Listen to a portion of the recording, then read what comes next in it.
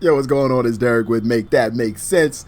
And we got to talk about a real serious subject today. I'm watching this video of these people antagonizing church folk, going right to the front door of the church and trying to create a ruckus.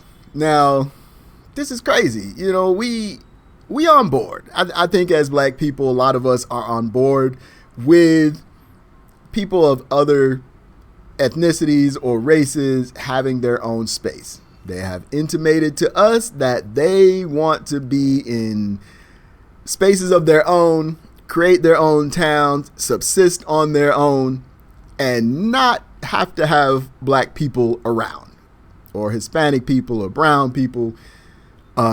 They just don't want other people around. And I feel like most of us are kind of on board with go ahead and do that.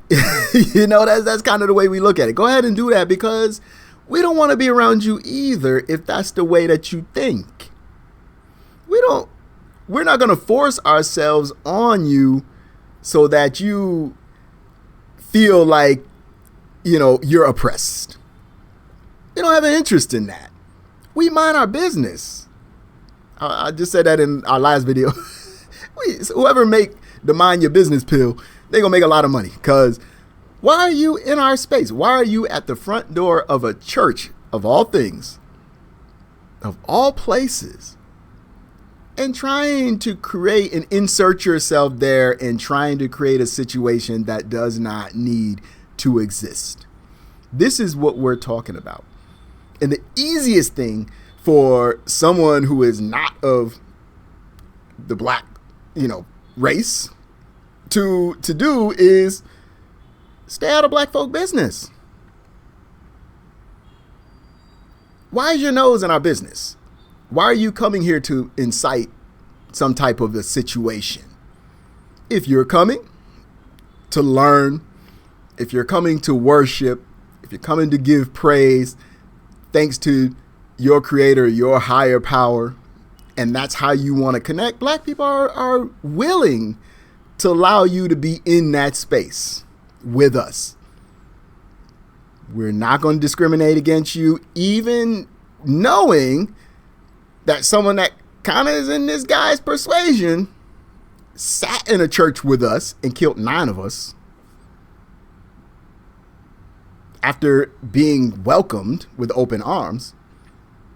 We know that, and we would still not discriminate against you and say, oh, you're of this particular skin color, so you can't come here.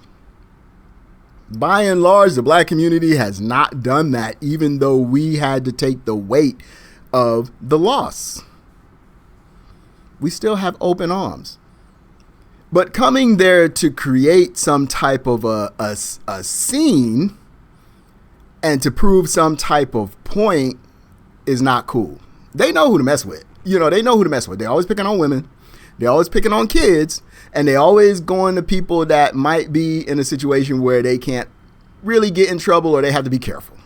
Now, the church is going to have to be careful because they can't just thump them out. Like, you can't just do that as a church. You got to, you got your members and things to think about. You got to think about the church itself being sued, all of that type of thing. So you have to kind of conduct yourself a certain way. And these people move into spaces where they know that you might need to conduct yourself a certain way, and they act a fool.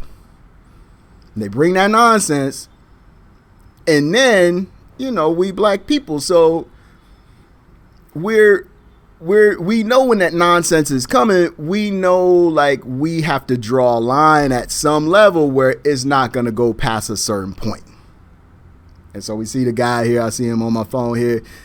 The brother step into him like, hey, that's not going to go on here. This is our space. You're not going to interfere with our space. And dude is standing up there jawing with him. And they get a rise out of that. They get a rise out of the confrontation because they can sit back and feel comfortable because they always have the law on their side, or they always feel like, well, if anything happens, the law will come around and whatever I did wrong, they're going to make me right. So they don't worry about it. And that's why they go into these spaces and do this type of thing. You don't see black people going to white individuals' churches and disrupting their services or, trying to be a menace to them. You don't really see that because we mind our business. And this is all we really been asking people to do is just mind your business. Because if you mind your business, you don't know that a person is trans. You don't know that a person is gay. You don't know what they had for lunch. You don't know what they're going to have for dinner. You don't know who their mama is. Mind your business. It's that simple. You just can mind your business. Think about it. How many people did you pass today?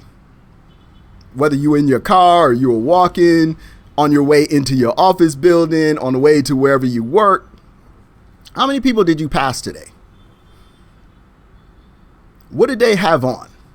Can you remember everything they had on? How many wore wedding rings?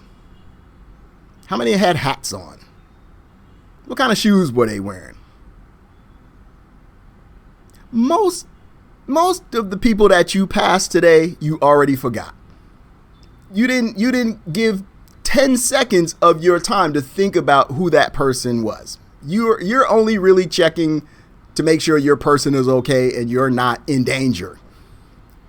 But lots of people are passing by you, people are going by you, and you don't even remember who they were because you're pretty much minding your business. So in this situation, we're asking just take care of your business on your side. Now, you want to have communities that are only your type of people, right? Or the people that you are interested in being around.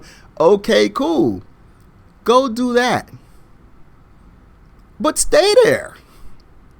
Don't come trying to see what's going on in the party over here.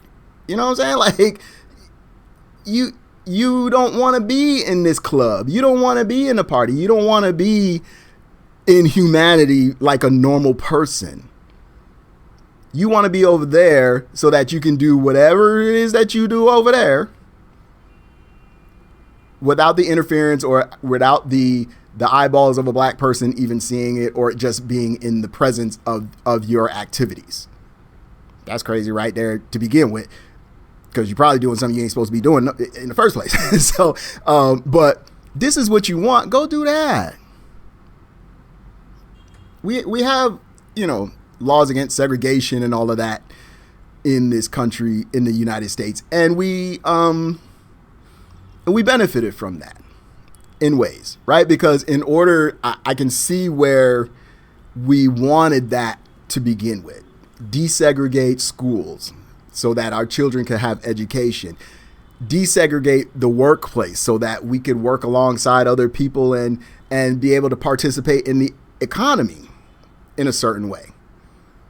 Be able to excel, in school or excel on our jobs and do things like help put a man in space. We couldn't do that with segregation. Just to be able to get a drink of water sometimes, or to go to the pool that everybody uses in the neighborhood. We needed to kind of integrate folks and try to bring them together so that we have somewhere to live. We're not being told, oh, you can't live in this neighborhood or you can't live over here. We kind of needed that to kind of get the black race going in the United States, because we're so far behind. We started 400 years behind, and we just needed to be Americans and needed to be able to help America be propelled forward. Being in the military, helping serve our country. We did all of those things, and we needed to be integrated in order to do that. And it's been beneficial to us, but in a way, now it's becoming an issue again, because we can see that even though we've got some benefits from it, we're starting to get we're starting to see where people can't mind their business. We're starting to get the noses poked into our business more and more and more so they can see what we doing. That's like me going out here in this office building or whatever. I'm on the 11th floor or whatever. And there's probably, I'm number 6. So there's probably about 11 offices up here, 10 to 11 offices up here. And every day me walking in the office and walking down the hall and opening people's doors and peeking inside to see what's going on. There's doctors here and therapists and all kind of stuff. Another studio on the other side and some other stuff going on. There's a couple empty ones. My nose don't belong in none of them people business. Imagine that. Me going to their door and then starting trouble with them because you know you won't let me look in your place. I don't pay for that space. Space don't belong to me. Why do these people feel like they need to be in our business all the time? And then they call in the police. Now they'll start the situation by trying to get in your business, and then you kind of telling them in a nice way, like, move on, and they won't. And then it becomes ego or something. It's like, oh, I have to do something to this person, or I can't just move on because this person has asked me to move on. I gotta kind of like, create a situation now to justify me being here, sticking my nose in their butt crack. I gotta jump my behind into a situation. And then if I can't seem to like navigate that too well, then I'm gonna call the police. And get the police involved because I need to be right and I know I'm wrong, but the police will come along and make it right. They feel like they can utilize the system to be nosy. That's at the low end. The other ones using the system, then that might escalate to the point where they're really being malicious and they want you to actually hurt. They want the police to actually hurt us. You don't see black people doing that stuff? Somebody having a cookout in the park or something, we mind our business. Give them the head nod, little smile or whatever, and keep it moving, keep it pushing. Why do they need to be in our space? I think that's, if we were going to teach probably anything that would be helpful in the situation now, is just teach mind your business. That should be like in the curriculum of schools. Leave people alone. Mind your business. Now, if you see them doing something extremely wrong, or you see them doing something that they really shouldn't be doing, like harassing a child and calling them the N-word or something, then you get involved, right? You got to get involved at that point in time. We're not saying don't ever look. But if nobody's doing anything, or somebody just sitting in their car outside of an apartment complex or sitting on the street or whatever like that, they're waiting for someone. They might just be resting. It's not your business to go find out what they're doing until they do something that requires you to talk to them. Okay, you over there, I'm over here. Maybe make eye contact. If you're a little scared, make some eye contact with them or whatever. Let them know that you see them. And as long as they ain't getting out or approaching you or nothing like that, leave them alone. You're not deputy dog. You're not going to stop no crime and be Superman with this. You're not. Leave people alone. We can't even just walk down the street in our own neighborhoods. We can't just stand in one area. We can't sit on a park bench and just be chilling, enjoying the sunshine, getting some fresh air, clearing our mind.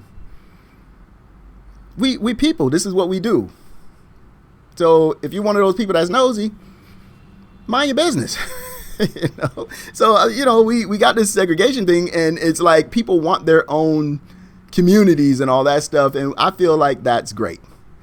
If you cannot be a productive member of society because you can't stand the sight of someone else's skin because it's not the color that you prefer, then have at it. Go do your thing. They trying to build it in somewhere where I'm never going to be at anyway. There ain't no black people out there, no way. And that's another thing I'm trying to understand too, because most of the people that are like this, I had this question yesterday, a couple days ago on Threads, I think I was talking, and why are they so angry? Because they never even been around the people that they're angry with. How many of these people in rural America know a trans person? How many of these farmers and people in these rural towns living in a trailer park or whatever know a trans person? It might be one. It might be two. There's probably more gay people that they might know than someone who's necessarily trans.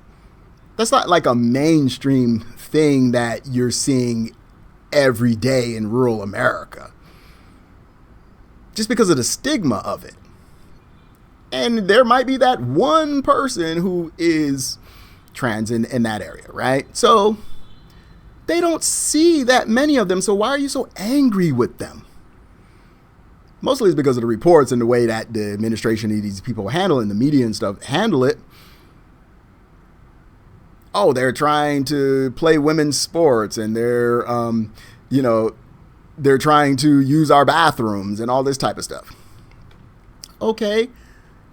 There's got to be better solutions than just making it a problem. There's got to be better solutions, right? Think up something like, what difference does it make in the bathroom? You know what I mean? Like, find a way to create another bathroom. Most public places, if you go to like a Walmart or whatever, you got at least a man's and a woman's bathroom, and you probably have another set of bathrooms.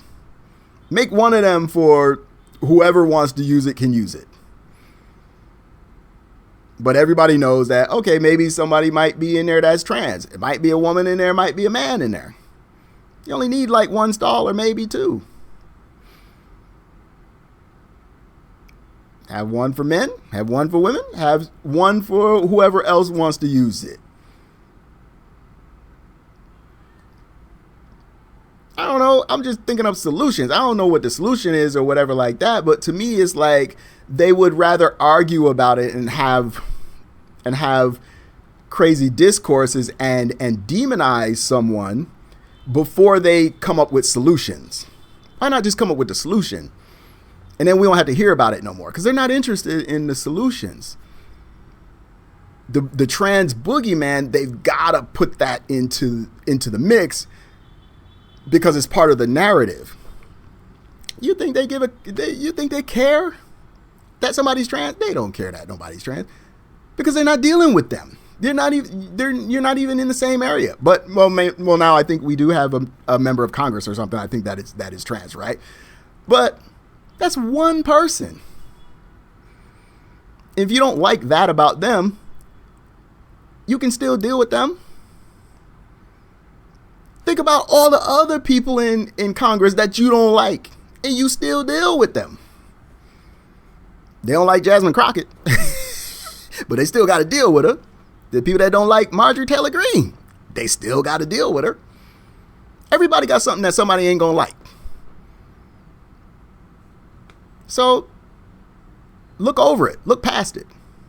If it ain't affecting you, mind your business. This is the Mind Your Business show. I've been said it about 800 times.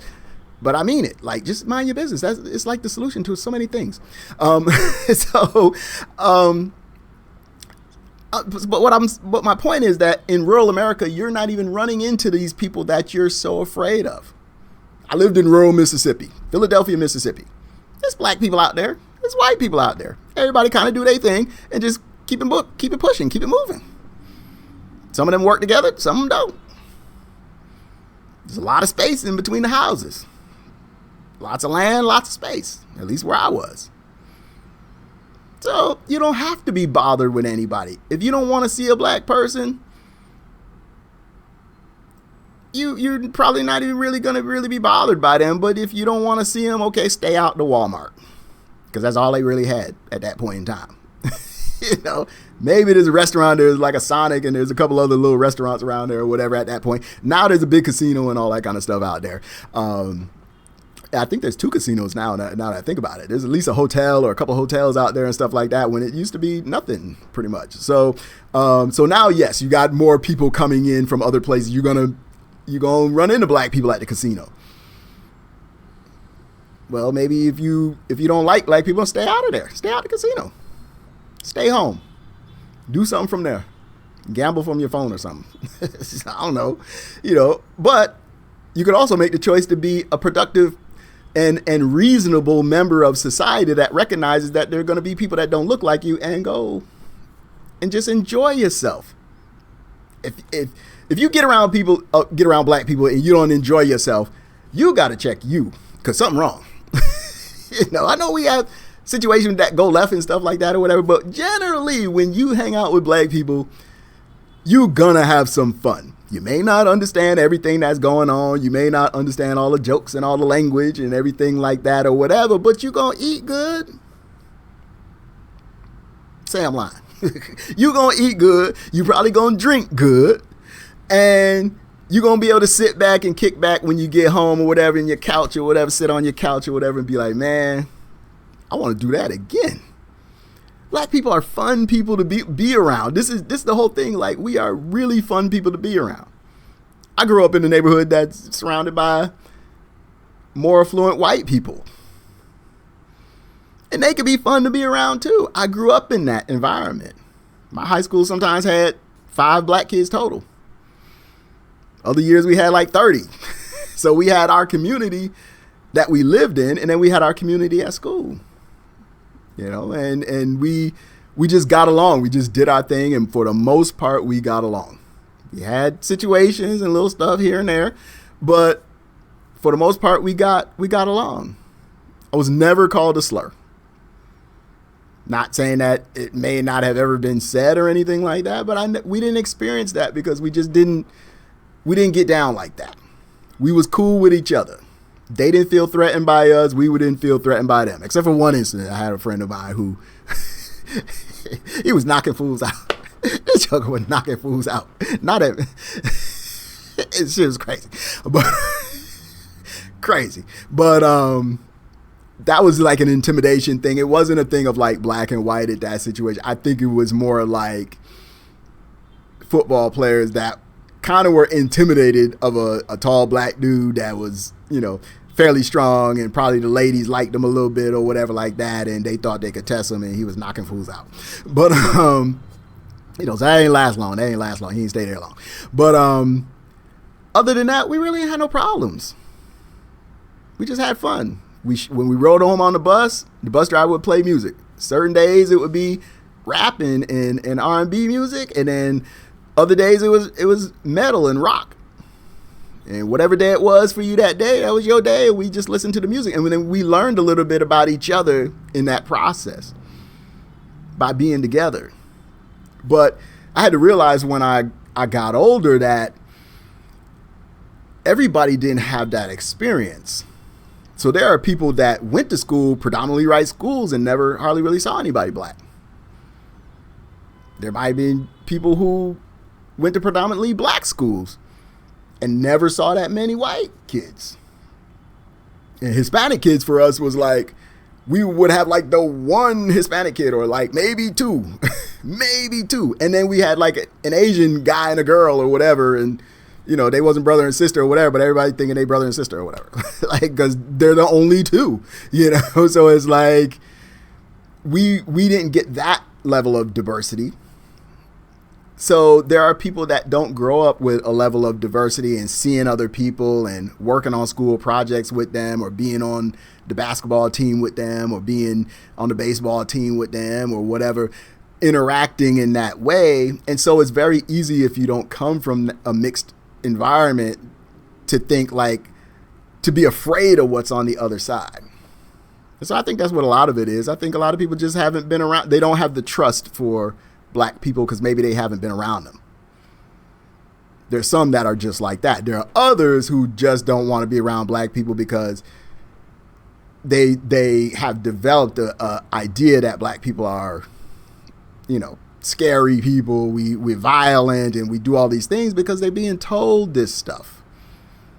They don't know because they ain't around it. They never been around it. So they're scared of the boogeyman all the time. And the thing that they create in this world is boogeymen They love to create boogeymen. In the United States, they love to create boogeymen. It's always somebody. It was the communists. It was the Asians at one point, the Japanese, Filipinos at one point in time, the Italians and the Irish, and everybody kind of goes to their boogeyman period. And black people have been a boogeyman since they picked us up. You know, is anything go wrong is us. We feel so much relief when it's like, wow, they're not looking at us for what? Like 9/11, it was like, whoo. We just felt a little bit of relief because, you know what? It's not us. You know, it ain't us. They're not looking at us. We're under that pressure and under that gun so much that we just get a relief when it's not us. Even with the immigrant situation right now, it's just like, you know, them rounding up people or whatever. We don't agree with it, most of us. But it ain't us. And it's just like, we don't want the people to go through that, but it's like, it's proof of what we've been saying and what we've been experiencing and what we've been living that people have been trying to tell us doesn't exist. You're just saying that they do this type of stuff. You're just saying that they'll lie on you. You're just saying that they'll use the justice system against you. Or you're just saying that they'll lock you up because of your skin color. You're just saying they just pull you over because you might look like you're not white. And now it's happening to other groups of people. And they're like, oh, this is for real. And some of them were followers of Trump and everything, voted for him and everything. And then it happened to them and they're like, whoa, I was wrong. I didn't realize this was going on. And I voted for this for my own, against my own interest. So what do y'all think? Do y'all think segregation helped us? Do you think there's a time when we might want to re-segregate? I mean, do you think desegregation helped us? I don't know if I said that right. This is live, so we're doing what we do. Desegregation, did that help us? And would resegregating in some ways help in any type of way? Throw it out there for you guys to tell me what you think. But we're going to keep the conversation going. It's your boy Derek. Make that make sense. We're going to try to make some sense of it. We ain't going to have all the answers. I ain't going to say everything right. I might be in the wrong. Y'all let me know what you think or whatever, and I'm willing to take what you say and add that to what I kind of think I know and try to mix it up and see if I come up with something to be a better person. And that's what we trying to do with Make That Make Sense. We trying to make sense of it. All right? Peace.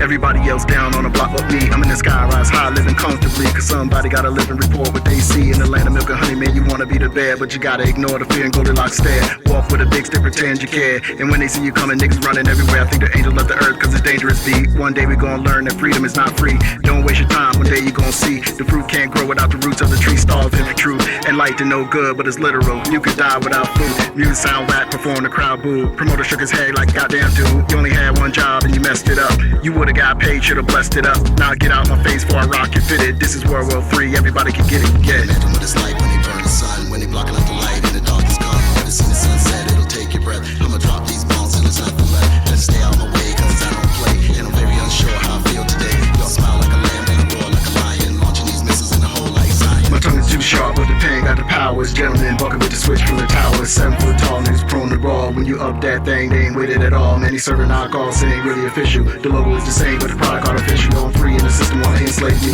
Take everything I own and give it back to me. Trickle down now, I need a whole enchilada. Got a right to resist, pump your fist in the fire. I'm prone to conflict, that's why I came. Steph is dope, need to change your name to Steph is a whole, cause Steph is lame. Artillery ready, we is not the same. I could probably drone on, tell you out the frame. Man, listen, it's always fake shit that be shiny and glistening. Can't imagine what it's like when they burn the sun, when they blocking out the light and the dark is gone. Never seen the sunset, it'll take your breath. I'ma drop these bombs and there's nothing left. Better stay out my way cause I don't play. And I'm very unsure how I feel today. Y'all smile like a lamb and I roar like a lion. Launching these missiles in the hole like Zion. But you never came from the bone. I always